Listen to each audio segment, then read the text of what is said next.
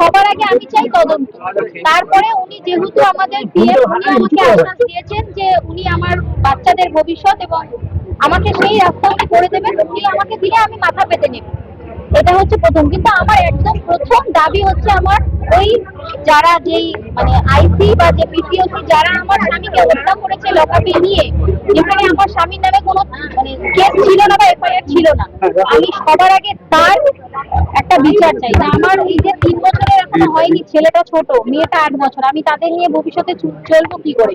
বাবা হারা একটা সন্তান, সেটা সবাই জানে কিভাবে বাবা ছাড়া একটা বাচ্চাকে মানুষ করা যে কত কঠিন। আমি তার বিচার সবার আগে চাই। যখন আমাদের সিএম আমাকে ভরসা দিয়েছেন, আমি তার উপর পুরো 100% মানে আস্থা রেখে আছি।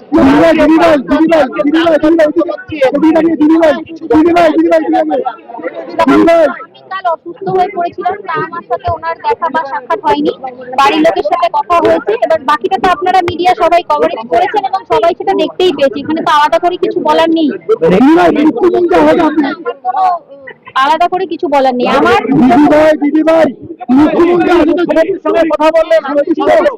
অবশ্যই সন্তুষ্ট, আমি শুধু বিচার চাই।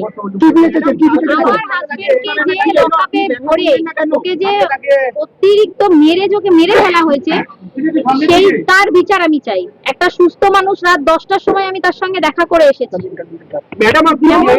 এফআইআরও কোনো নাম নেই, সেখানে ওকে রাত্রিবেলা যে পিটিয়ে মেরে ফেলা হয়েছে, তার বিচার আমি চাই। উনি আমাকে বলেছেন যে আমাকে আস্থা দিচ্ছেন যে বিচার নিশ্চয়ই হবে। ম্যাডাম, আপনি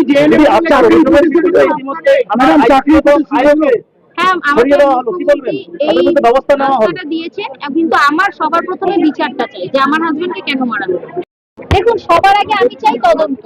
তারপরে উনি যেহেতু আমাদের ডিএম, উনি আমাকে আশ্বাস দিয়েছেন যে উনি আমার বাচ্চাদের ভবিষ্যৎ এবং আমাকে সেই রাস্তা উনি করে দেবেন। উনি আমাকে দিলে আমি মাথা পেতে নেব, এটা হচ্ছে প্রথম। কিন্তু আমার একদম প্রথম দাবি হচ্ছে আমার ওই যারা যেই মানে আইসি বা যে পিসিওসি যারা আমার স্বামীকে হত্যা করেছে লকআপে নিয়ে, যেখানে আমার স্বামীর নামে কোনো মানে কেস ছিল না বা এফআইআর ছিল না, আমি সবার আগে তার একটা বিচার চাই। যে আমার এই যে 3 বছরের এখনো হয়নি, ছেলেটা ছোট, মেয়েটা 8 বছর, আমি তাদের নিয়ে ভবিষ্যতে চলবো কি করে? বাবা হারা একটা সন্তান, সেটা সবাই জানে কিভাবে বাবা ছাড়া একটা বাচ্চাকে মানুষ করা যে কত কঠিন। আমি তার বিচার সবার আগে চাই। যখন আমাদের সিএম আমাকে ভরসা দিয়েছেন, আমি তার উপর পুরো 100% মানে আস্থা রেখে আছি।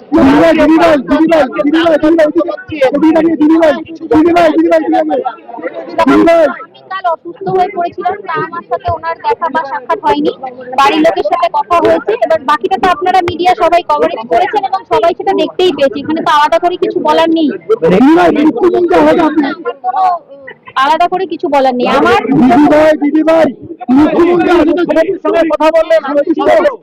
অবশ্যই সন্তুষ্ট, আমি শুধু বিচার চাই। আমার হাজবেন্ডকে যে লকআপে ভরে ওকে যে অতিরিক্ত মেরে ফেলা হয়েছে, সেই তার বিচার আমি চাই। একটা সুস্থ মানুষ, রাত 10টার সময় আমি তার সঙ্গে দেখা করে এসেছি।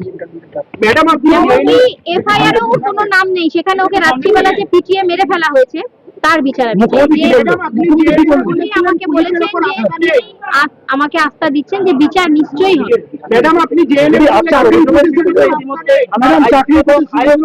হ্যাঁ, আমাকে ব্যবস্থা দিয়েছেন, কিন্তু আমার সবার প্রথমে বিচারটা চাই যে আমার হাজবেন্ডকে কেন মারা হলো।